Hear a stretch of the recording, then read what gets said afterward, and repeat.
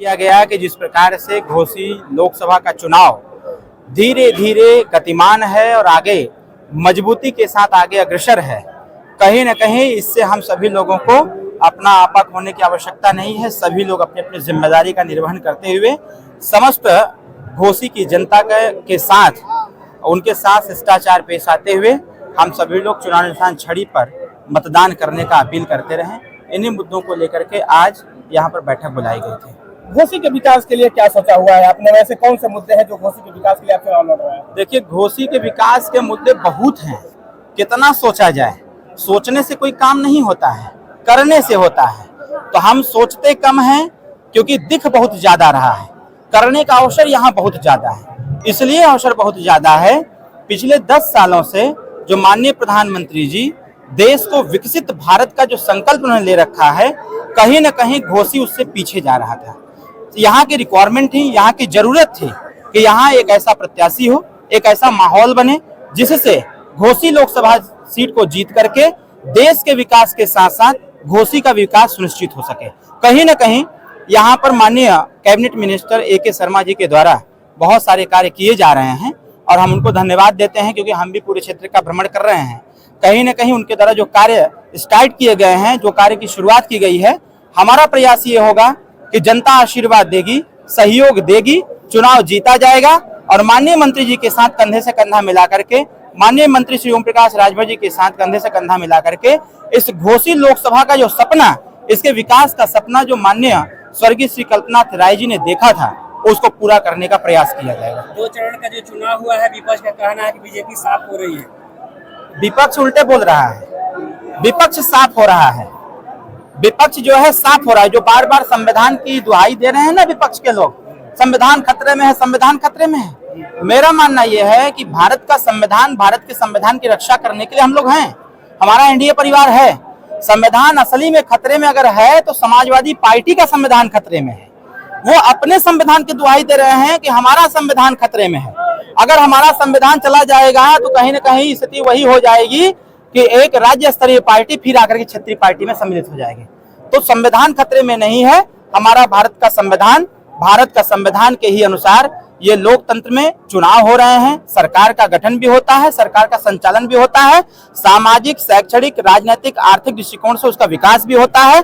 इसके साथ साथ भारतीय संविधान के जो प्रथम पेज पर है, समता, स्वतंत्रता, बंधुत्व और न्याय, अगर देखा जाए तो पूर्व की सरकारों ने कहीं न कहीं विद्वेष की भावना उत्पन्न किया था, लेकिन हमारी NDA की सरकार ने भारतीय संविधान के मूल प्रस्तावना को रखने का प्रयास किया और उसको सुचारू रूप से आगे बढ़ाने का भी बंदोबस्त किया। हर विधानसभा में 1 लाख से अधिक वोट से जीत का दावा किया जा रहा है, कैसे?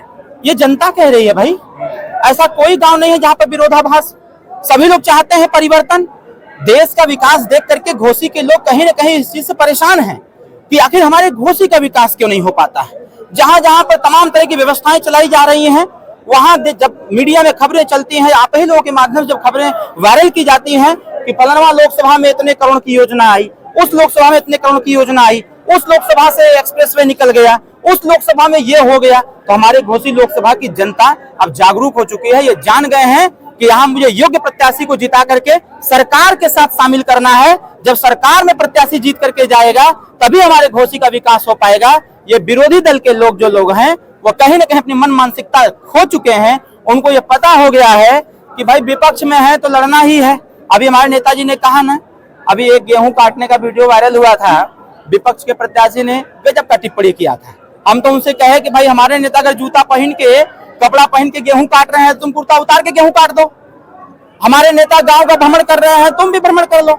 तो कहने का मेरा आशय ये है कि Suheldev Bharatiya Samaj party, Bharatiya Janata party, NDA परिवार पूरी ताकत के साथ घोसी लोकसभा सीट को जीत करके, हमारे हर कार्यकर्ताओं ने संकल्प लिया है कि हमारा बूथ सबसे मजबूत और हर बूथ को जीत करके घोसी लोकसभा में झंडा गाड़ा जाएगा और देश की रफ्तार के साथ साथ, देश की विकास की रफ्तार के साथ साथ घोसी के विकास की रफ्तार को और तेज किया जाएगा, ताकि इस बार की सरकार में घोसी में वो सारी योजनाएं आवे, वो सारी व्यवस्थाएं आवे, वो सारा बजट आवे जिससे घोसी का सर्वांगीण विकास हो।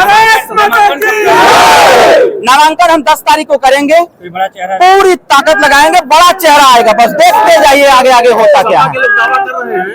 10 सालों से सपा प्रत्याशी क्षेत्र में है, जब डॉक्टर राजभर जी अभी जल्द ही आए हैं, तो कितना जनता तो ये कह रही है, उल्टे बोल रहे हैं। जनता कह रही है कि बेंगलोर से जब जहाज उड़ती है तो लखनऊ आती है, लखनऊ से जब गाड़ी एसी वाली बैठती है धनधना करके आ जाती है घर, घर आकर के उनके कुछ 4-5 लोग हैं, मैं नहीं कह रहा हूँ, ये जनता कह रही है हमसे, 4-5 लोगों का आशीर्वाद लेते हैं, उन्हीं को जिम्मेदारी देते हैं और फिर उसके बाद उसी गाड़ी से वापस होते हैं, फिर लखनऊ जाते हैं, टिकट कराते हैं बिजनेस क्लास का, फिर बैठ करके सीधे बेंगलोर चले जाते हैं। जनता अच्छी प्रकार से आकलन कर रही है, देख रही है, वो गिनवाते हैं, ये कर दिया, वो कर दिया, वो कर दिया, ये कर दिया। अरे भाई आप गिनवा के क्या करेंगे? जनता सरकार का आकलन करती है ना। उनकी सरकार ने तो गुंडाई दिया, उनकी सरकार ने तो अपराध दिया, उनकी सरकार ने तो अशिक्षा दिया, उनकी सरकार ने बेरोजगारी दिया, उनकी सरकार ने निरंकुशता दिया, उनकी सरकार ने महिलाओं को उत्पीड़न दिया, उनकी सरकार ने बच्चों को कुपोषण दिया, उनकी सरकार ने कहीं ना कहीं थाने में बैठ करके दलाल दिया। हमारी सरकार ने जीरो टॉलरेंस की नीति अपना करके सर्वांगीण विकास कैसे होगा, आम जनता कैसे खुशहाल रहेगी, उसके बारे में सोचा। जनता ने अगर मोदी जी की सरकार बनाई, योगी की सरकार बनाया और हमारे नेताजी को माननीय मुख्यमंत्री जी ने मंत्री बनाया है, पंचायती राज विभाग दिया है, तो ये सोच के दिया है कि गांव से जुड़ा हुआ व्यक्ति है, गांव का विकास करेगा। वो आकलन ओम प्रकाश राजभर एनडीए से करना छोड़ दें, उनके सामने भी छोटे से बच्चे नजर आएंगे। मऊ में आप एक भाषण दिए थे दरगाह में और आपने कहा था कि जब तक राजभर समाज को आरक्षण नहीं मिल जाता तब तक हम मंत्री पद का शपथ नहीं लेंगे। कुछ ही दिन पहले आपने भाषण दिया, मैंने जरूर कहा था राजभर समाज को कितना समय लगेगा? भैया जी पुरानी समस्या जो समाजवादी पार्टी ने तैयार कर रखी थी, उस समस्या के समाधान के लिए समय लगेगा और हम लोगों ने अंडर प्रोसेस करते हुए जो हम लोगों का काम है उसको हम लोग कर रहे हैं। चुनाव नहीं आया होता तो आने वाले समयों में, चुनाव नहीं रहता तो मेरा यह मानना था कि जो 100 संस्थान में हमारी फाइल अभी अटकी हुई है, 100 संस्थान से फाइल ये सीधे दिल्ली जाती है और इस पे बात होती, बात होकर के हमारा आरक्षण प्राप्त भी होता है। ये जो लोग भी कह रहे हैं उन लोगों को भी पता है कि जिस प्रकार से सभी लोगों ने लग करके सर्वेक्षण कराया, 17 जनपदों का सर्वेक्षण हुआ, 100 संस्थान में फाइल गई, समाज कल्याण विभाग ने स्क्रूटनी किया, जातियों का संकलन किया, आकलन किया, सामाजिक, शैक्षणिक, राजनीतिक और आर्थिक दृष्टिकोण से उसका सर्वेक्षण किया। जब 100 संस्थान से फाइल दिल्ली भेजना हुआ तो आचार संहिता लग गया।